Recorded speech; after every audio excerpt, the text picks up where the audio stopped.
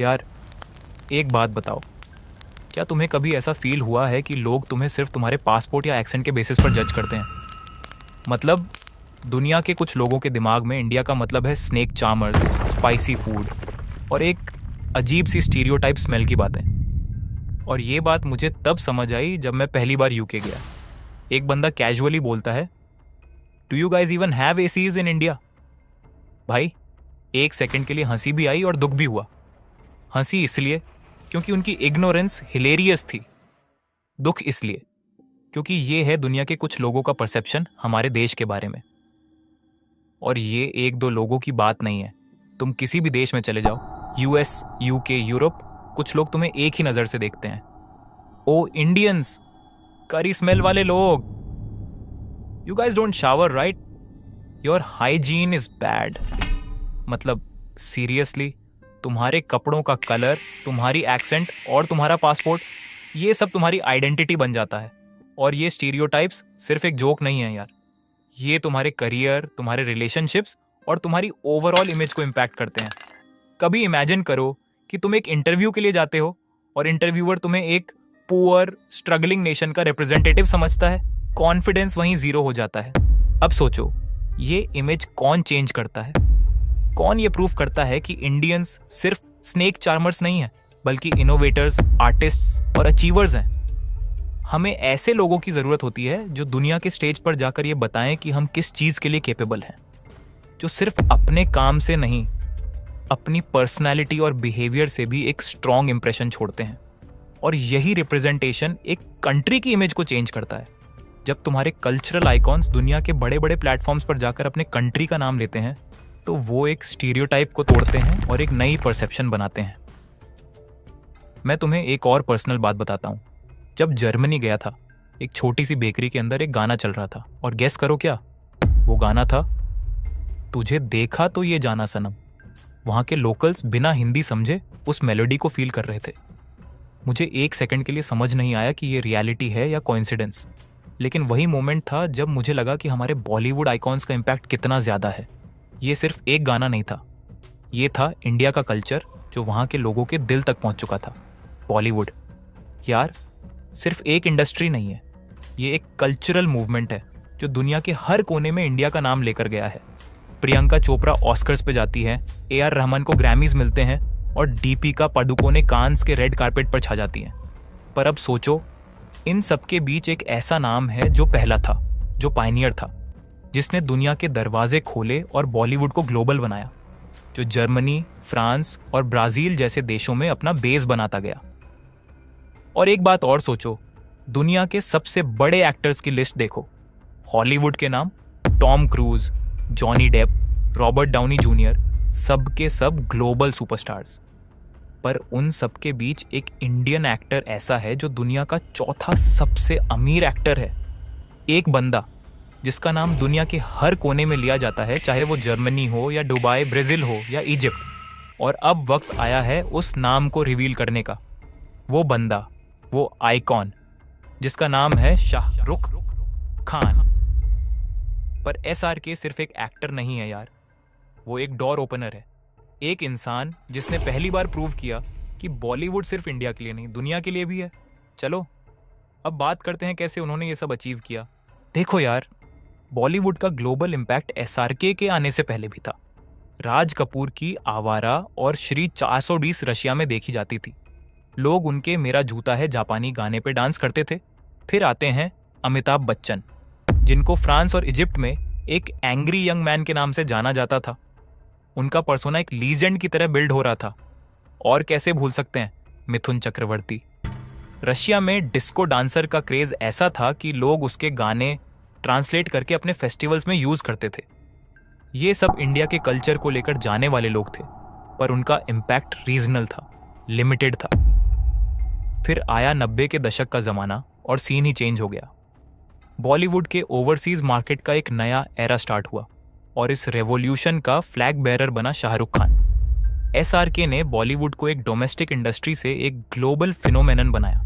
Germany के छोटे theatres में दिल वाले दुल्हनिया ले जाएंगे काफ़ी महीने तक बिना सबटाइटल्स के चली। इजिप्ट के बाजारों में लोग उनका नाम एक प्राइड के साथ लेते हैं।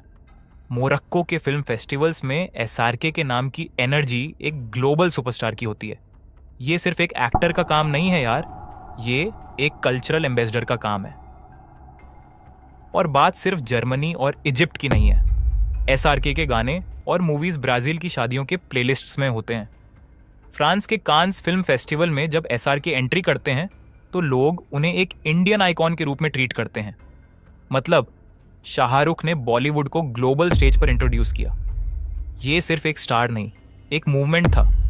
उन्होंने दिखाया कि इंडिया के एक्टर्स सिर्फ डोमेस्टिक बॉक्स ऑफिस के लिए नहीं, दुनिया के एंटरटेनमेंट इंडस्ट्री के लिए भी रिलेवेंट है। लेकिन एसआरके का सक्सेस कैसे इतना डिफरेंट था? सिंपल, उनका चार्म और रिलेटेबिलिटी। दुनिया के हर कोने में एसआरके की एक यूनिवर्सल अपील है। उनका boy next door persona Germany से लेकर मोरक्को तक लोगों के दिल तक पहुंचा। उन्होंने दिखाया कि बॉलीवुड के गाने और इमोशंस यूनिवर्सल हैं, और ये बात सिर्फ एक्टिंग तक लिमिटेड नहीं थी।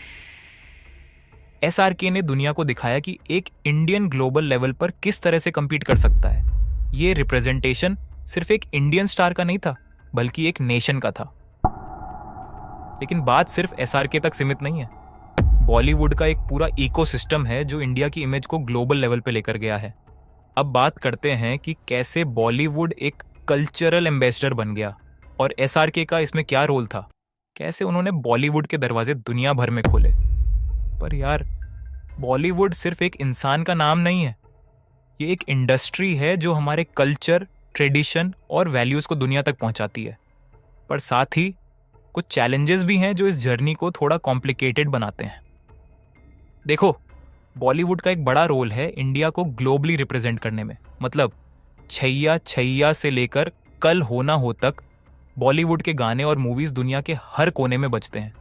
फ्रांस के शादी के डांस फ्लोर हो या ब्राज़ील के म्यूज़िक फेस्टिवल्स, बॉलीवुड की प्रेजेंस हर जगह है।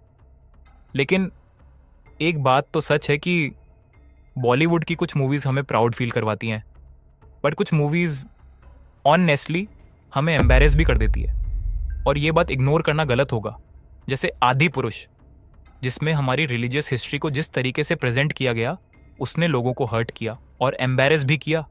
या फिर पुष्पा जैसी मूवीज़, जहां एक स्मगलर को हीरो बना दिया गया और लोग उन्हें आइडोलाइज करने लग गए। मतलब यार, क्या हम सच में ऐसे हीरो दिखाना चाहते हैं जो इल्लीगल काम करके देश का नाम खराब करते हैं? पर इसका मतलब ये नहीं है कि बॉलीवुड पूरा गलत है। ये एक प्लेटफॉर्म है जो हमें दुनिया के सामने रिप्रेजेंट करता है। सोचो, एक फॉरेन ऑडियंस के लिए इंडिया का कल्चर, वैल्यूज़ और रिलीजन समझने का पहला पॉइंट बॉलीवुड की मूवीज़ होती हैं। जैसे लगान ने दिखाया कि एक छोटी सी इंडियन गांव की स्टोरी कैसे एक यूनिवर्सल इमोशन बन सकती है। या फिर स्वदेश, जो एक एनआरआई की जर्नी के थ्रू दिखाता है कि अपनी रूट्स से जुड़ना कितना ज़रूरी है। बॉलीवुड एक टूल है यार, आप इस टूल का यूज़ कैसे करते हो वो मैटर करता है। अगर अच्छी स्टोरीज बनाएंगे जो इंडिया की असली कल्चर और वैल्यूज़ को दिखाएंगी तो लोग उससे कनेक्ट करेंगे। अब सवाल ये है कि ये काम करे कौन? मेरा मानना है कि ये रिस्पॉन्सिबिलिटी उन लोगों की है जो आज बॉलीवुड में इतना बड़ा नाम बन चुके हैं कि उन्हें पैसे का लालच या फेम खोने का डर नहीं है। वो लोग जो अपने काम के थ्रू इंडिया के रियल रूट्स और ट्रेडिशंस को दुनिया तक ले जा सकते हैं। और ऑनेस्टली एसआरके जैसे लोग इसमें एक परफेक्ट एग्जाम्पल हैं। मतलब उन्होंने दुनिया को दिखाया कि एक इंडियन सुपरस्टार सिर्फ गाने और डांस तक लिमिटेड नहीं है, बल्कि वो एक कल्चरल आइकॉन भी बन सकता है जो अपनी कल्चर और वैल्यूज़ को प्राउडली रिप्रेजेंट करता है। तो यार, बॉलीवुड एक ऐसा मीडियम है जो इंडिया की इमेज को बनाता भी है और कभी कभी बिगाड़ता भी है। लेकिन लोगों का प्यार और रिस्पेक्ट सिर्फ मूवीज़ की वजह से नहीं, उन लोगों की पर्सनैलिटी की वजह से भी होता है जो दुनिया के सामने इंडिया का चेहरा बनते हैं। चलो, अब बात करते हैं कि दुनिया भर में एसआरके को इतना पसंद क्यों किया जाता है और कैसे उनका चार्म हर बाउंड्री को क्रॉस कर गया। अब एक इंसान के पास दुनिया भर की फेम है, $1 बिलियन का एम्पायर है, और फिर भी वो अपने घर आने वाले हर गेस्ट को पर्सनली गेट तक छोड़ने जाए। मतलब ये लेवल की ह्यूमिलिटी का एग्जाम्पल मिलता है क्या? एसआरके के बारे में दुनिया भर के लोग बोलते हैं कि उनका नेचर उनकी मूवीज़ जितना ही आइकॉनिक है। एक बार एक मोरोकन जर्नलिस्ट ने बताया था कि उन्होंने एसआरके के मन्नत पे इंटरव्यू लिया और इंटरव्यू के बाद एसआरके उनको उनकी गाड़ी तक पर्सनली छोड़ने आए। मतलब दुनिया भर के सुपरस्टार्स में ये लेवल का रिस्पेक्ट और सिंप्लिसिटी मिलती है क्या? और उनकी हॉस्पिटैलिटी की स्टोरीज तो फैंस के बीच लेजेंडरी हैं। एक जर्मन फैन क्लब के प्रेसिडेंट ने बताया था कि एसआरके ने उनके ग्रुप के लिए मन्नत के बाहर एक पूरा मीट एंड ग्रीट सेशन रखा था, जिसमें हर फैन को इंडिविजुअली मिलने का चांस मिला। ऐसा लगता है कि वो अपने फैंस के लिए सिर्फ एक सुपरस्टार नहीं, एक दोस्त हैं जो उनके साथ इमोशनली कनेक्टेड है। और ये सिर्फ फैंस की बात नहीं है। एक बार एक इंटरनेशनल जर्नलिस्ट ने लिखा था कि एसआरके की पार्टीज पे हर गेस्ट को एक पर्सनल ट्रीटमेंट मिलता है, चाहे वो एक अरबपति हो या एक ड्राइवर। ये चीज उनका एक अलग लेवल का रिस्पेक्ट और कैरिज्मा दिखाती है।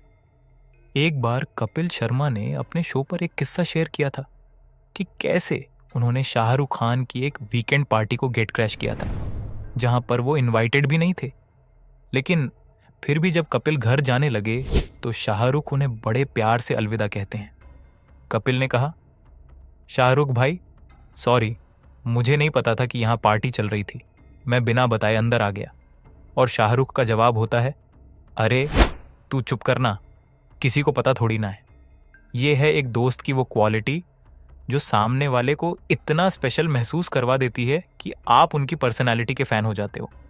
और ये बात मैं कोई नमक मिर्च लगाकर नहीं बता रहा।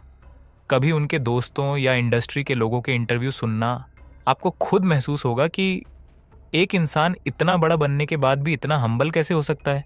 या फिर ये उनके अम्मी अब्बू के दिए हुए संस्कार हैं जो उन्हें इतना बड़ा बना देते हैं। आपको एक बात बताता हूँ जो शायद आप लोगों ने भी उनके बारे में नोट की होगी, कि वो लेडीज़ को कितनी इज्जत देते हैं। कभी उनको अपने सीनियर्स से मिलते हुए देखना, किसी अवार्ड फंक्शन पे या किसी मूवी प्रीमियर पे, वो अपने सीनियर्स के पैरों में गिर जाते हैं, एक 10 साल के बच्चे की तरह। ये बात शायद आपको नॉर्मल लग रही हो, लेकिन सोचो, जब एक इंसान दुनिया का चौथा सबसे अमीर एक्टर बन जाए, जब दुनिया में शायद ही कोई ऐसी चीज़ हो जो उससे दूर हो, वो इंसान जिसे फ्रांस ने अपने देश का हाईएस्ट सिविलियन अवार्ड दिया हो, जिसे मोरक्को ने अपने बेस्ट ऑनर से नवाजा हो, और CNN ने जिसे वर्ल्ड का मोस्ट फेमस एक्टर डिक्लेयर कर दिया हो, ऐसे इंसान के अंदर घमंड तो बड़ी आसानी से आ सकता है। लेकिन अगर इतना सब कुछ अचीव करने के बाद भी वो अपने ट्रेडिशन, अपने रूट्स और कल्चर से जुड़ा हुआ है, तो ये उसकी पर्सनैलिटी को दिखाता है। और यही वजह है यार कि लोग उनके इतने हार्डकोर फैंस हैं। एक इंसान को क्या चीज़ लेजेंड बनाती है? यही बातें तो बनाती हैं यार। एक्टर तो शाहरुख से भी बहुत अच्छे आए होंगे दुनिया में, और आगे भी आएंगे। बॉक्स ऑफिस हर दूसरे दिन टूट जाता है। लेकिन एक बात जो मैं ऑन फ्रंट दावे के साथ कह सकता हूँ, दुनिया को दूसरा SRK कभी नहीं मिलेगा। और उनकी पर्सनैलिटी का जादू सिर्फ फैंस तक लिमिटेड नहीं है। हॉलीवुड के एक्टर्स भी उनके चार्म के फैन हैं। फिर चाहे जेम्स कैमरन का SRK को एक जाइंट स्टार कहना हो, क्रिस्टन स्टीवर्ट का उन्हें एपिटोमी ऑफ रोमांस कहना हो, या रॉबर्ट पैटिंसन का DDLJ की दिल से तारीफ करना, ये सब ये दिखाता है कि SRK का इम्पैक्ट सिर्फ इंडिया तक लिमिटेड नहीं है। और SRK का जो ग्लोबल लव है वो उन कंट्रीज तक भी पहुंचा है जहां बॉलीवुड का कल्चर इतना वाइड स्प्रेड नहीं है। एक मोरक्कन फैन क्लब के बारे में सुना था कि उन्होंने SRK के बर्थडे पे उनकी मूवीज़ का एक पूरा फेस्टिवल ऑर्गेनाइज किया था, जिसमें लोग सबटाइटल्स के बिना उनकी मूवीज़ देख रहे थे। मतलब SRK की लैंग्वेज उनकी डायलॉग्स नहीं, उनकी इमोशंस है जो हर कल्चर को कनेक्ट करती है। इमोशन से याद आया, एक बार शाहरुख ने अपने इंटरव्यू में बताया था कि जब वो जर्मनी गए थे तो अपने फैंस को देखकर खुद हैरान रह गए। एक फैन ने उनसे कहा, we Germans have buttons for everything, button to go up, button to go down, button for shower, button to clean, button for heating, और हर वो चीज़ जो एक इंसान बना सकता है या कर सकता है। लेकिन हमारे पास एक ऐसा बटन नहीं है जो हमें रुला सके, और आप हमारे लिए वो बटन हो। सोचो यार, कितनी गहरी और इमोशनल बात है ये। पर एक और चीज़ है जो शाहरुख के इन्फ्लुएंस को और बड़ा बनाती है, उनकी power to break stereotypes about Indians. एक ऐसा इंडिया दिखाना जो सिर्फ हार्ड वर्किंग और इमोशनल नहीं, क्लासी और एस्पिरेशनल भी है। पर एक चीज़ और है जो उन्होंने दुनिया के सामने प्रूव की है कि इंडिया सिर्फ एक डेवलपिंग कंट्री नहीं, एक ग्लोबल पावर हाउस है। और ये बात सिर्फ उनकी मूवीज तक लिमिटेड नहीं है, बल्कि एक माइंडसेट तक जाती है जो उन्होंने बनाई है। पहले ना इंडियंस को दुनिया में एक ही तरह से देखा जाता था, कड़ी स्मेल, पीछे का देश और वही घिसे पिटे स्टीरियोटाइप्स। मतलब क्या सीरियस ये हमारा इंट्रोडक्शन था। लेकिन आज सोचो, माइक्रोसॉफ्ट के सीईओ सत्य नडेला हैं, गूगल के सुंदर पिचाई, अडोबी के शांतनु नारायण, सब इंडियंस। और ये सिर्फ एक एग्जाम्पल है। हर साल यूएस के आईवी लीग स्कूल्स में जो टॉप परफॉर्मर्स होते हैं, उनमें से कितने इंडिया से जाते हैं। मतलब हम दुनिया के ब्राइटेस्ट माइंड्स दे रहे हैं।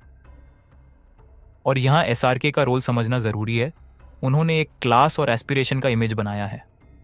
स्वदेश याद है ना, वो मूवी जो ना सिर्फ एक देशभक्त की कहानी थी, बल्कि एक ऐसे एनआरआईज की स्टोरी थी जो दुनिया के टॉप स्पेसेस में हैं लेकिन अपनी रूट्स को नहीं भूलते।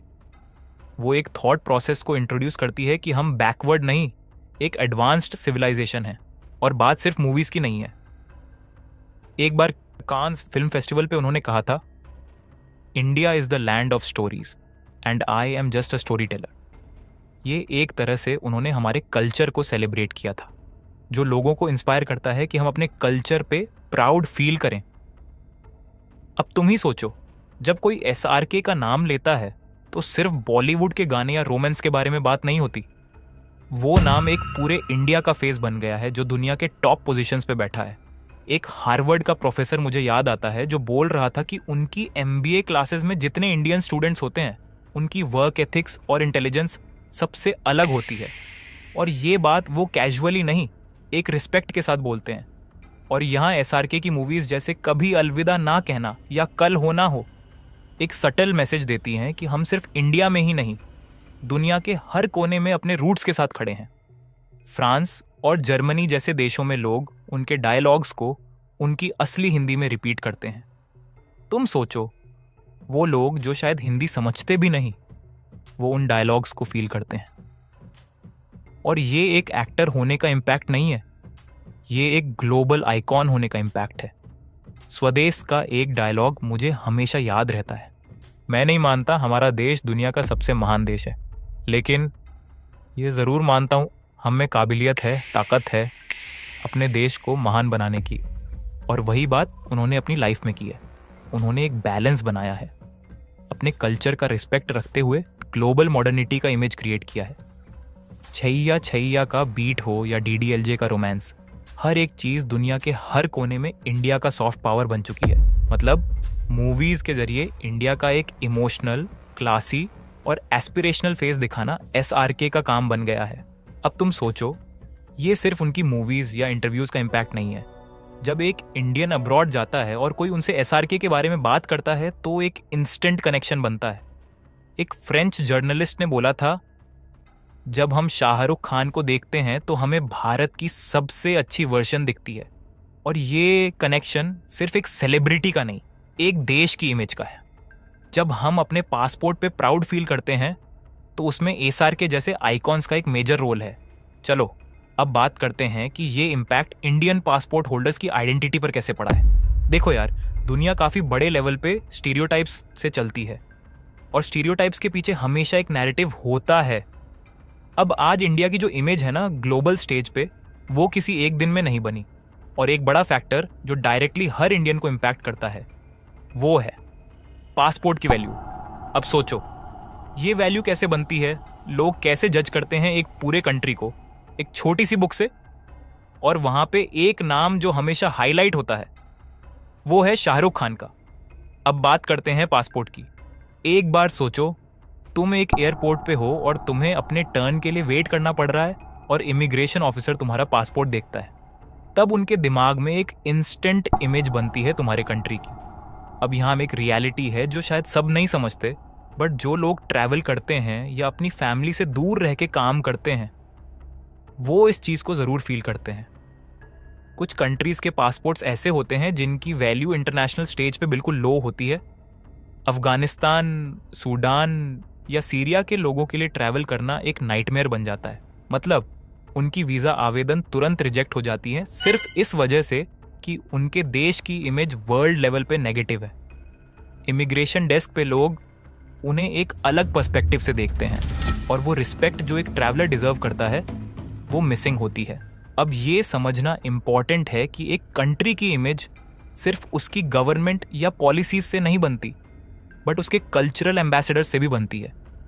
और यही जगह है जहां शाहरुख खान जैसे लोग एक गेम चेंजर बन जाते हैं। तुम्हें पता है, जब तुम किसी फॉरेन कंट्री में जाकर बोलते हो कि मैं इंडिया से हूं और सामने से रिस्पॉन्स आता है, ओह शाहरुख खान का देश, तब एक इंस्टेंट रिस्पेक्ट मिलता है। एसआरके का नाम एक कॉन्फिडेंस देता है हर इंडियन ट्रैवलर को। वो एक ग्लोबल फेस है जो इंडिया के ट्रेडिशन, वैल्यूज और मॉडर्निटी का परफेक्ट बैलेंस रिप्रेजेंट करता है। ये सिर्फ बॉलीवुड का नहीं, ये पूरे इंडिया का इफेक्ट है जो एसआरके की वजह से एम्पलीफाई होता है। एक बार एक इंडियन ट्रैवलर ने शेयर किया था कि वो जर्मनी के एक एयरपोर्ट पे इमिग्रेशन लाइन में थे। इमिग्रेशन ऑफिसर ने उनका पासपोर्ट देखा और कैजुअली बोला, you are from India? Shahrukh Khan is from your country right? उस टाइम वो बंदा बोल रहा था कि एक इंस्टेंट कनेक्ट और एक प्राउड मोमेंट फील होता है। मतलब तुम्हारे पासपोर्ट को एक पॉजिटिव पर्सपेक्टिव मिलता है जो हर ट्रैवलर के लिए एक स्मूथ एक्सपीरियंस बनाता है। और एक दूसरा एग्जाम्पल फ्रांस का है, जहां पे एसआरके के फैंस इतने हैं कि उन्होंने अपने लेवल पे स्क्रीनिंग्स और फैन इवेंट्स ऑर्गेनाइज किए। ये सिर्फ एक फैंडम नहीं, ये एक कल्चरल इम्पैक्ट है जो एक एक्टर के बियॉन्ड जाता है।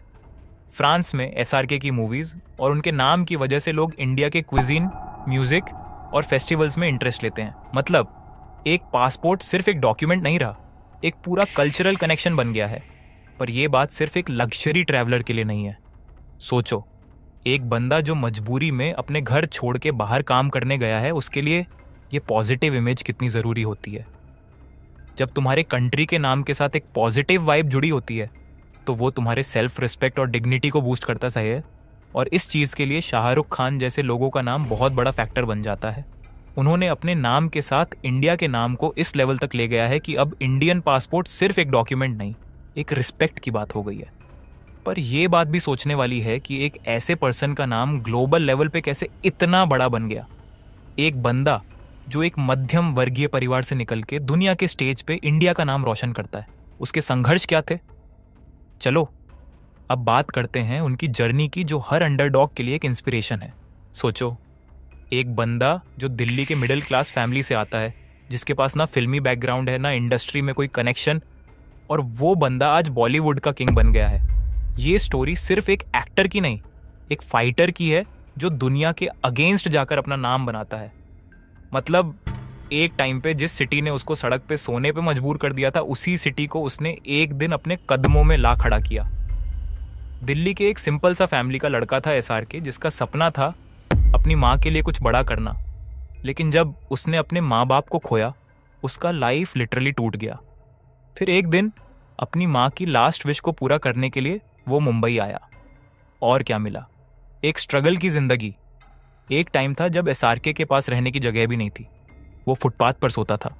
तब उसने एक बात बोली थी जो आज भी हर स्ट्रगलर के दिल को छू जाती है, इस शहर ने मुझे सड़क पे लाकर खड़ा कर दिया, लेकिन एक दिन मैं इस शहर को रूल करूंगा। और देख लो आज वो शहर के दिल में, मन्नत के अंदर रहता है।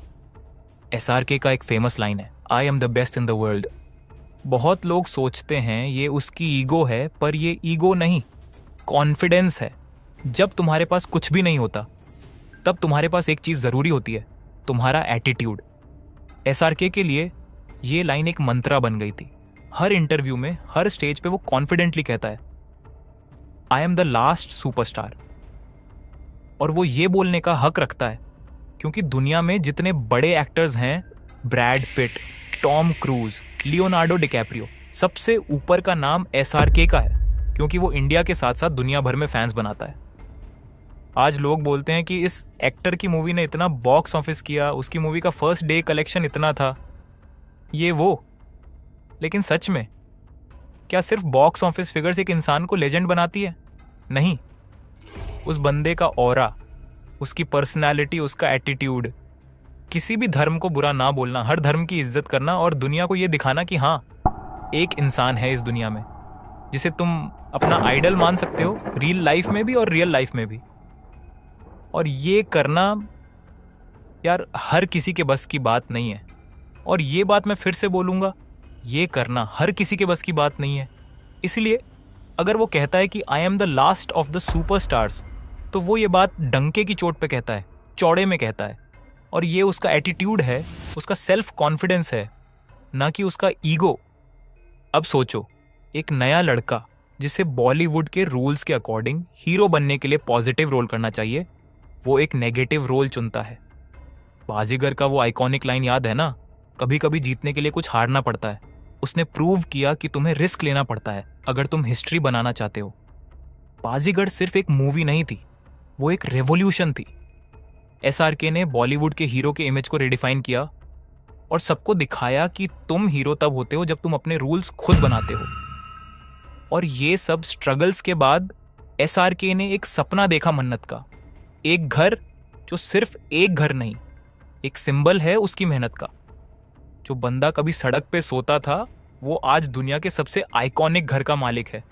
लेकिन मन्नत सिर्फ उसके सपने का रिजल्ट नहीं है, वो उसका विजन है कि अगर तुम लगन से काम करो तो दुनिया तुम्हारे कदमों में होती है। जब आईपीएल में केकेआर का स्ट्रगल चल रहा था, एसआरके ने अपने प्लेयर्स के लिए स्टैंड लिया। हर हार के बाद वो बोलता था, टीम खराब नहीं होती, वक्त खराब होता है। ये बात उसके लीडरशिप क्वालिटीज को दिखाती है कि वो सिर्फ एक एक्टर नहीं, एक ट्रू लीडर है। तो यार, एसआरके की जर्नी सिर्फ एक एक्टर की नहीं है, एक सपने को सच करने वाले इंसान की है।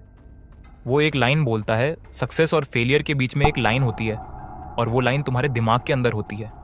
एसआरके का लाइफ एक एग्जाम्पल है कि अगर तुम लाइफ के स्ट्रगल्स के अगेंस्ट स्टैंड करते हो तो दुनिया तुम्हारे नाम के आगे खड़ी होती है।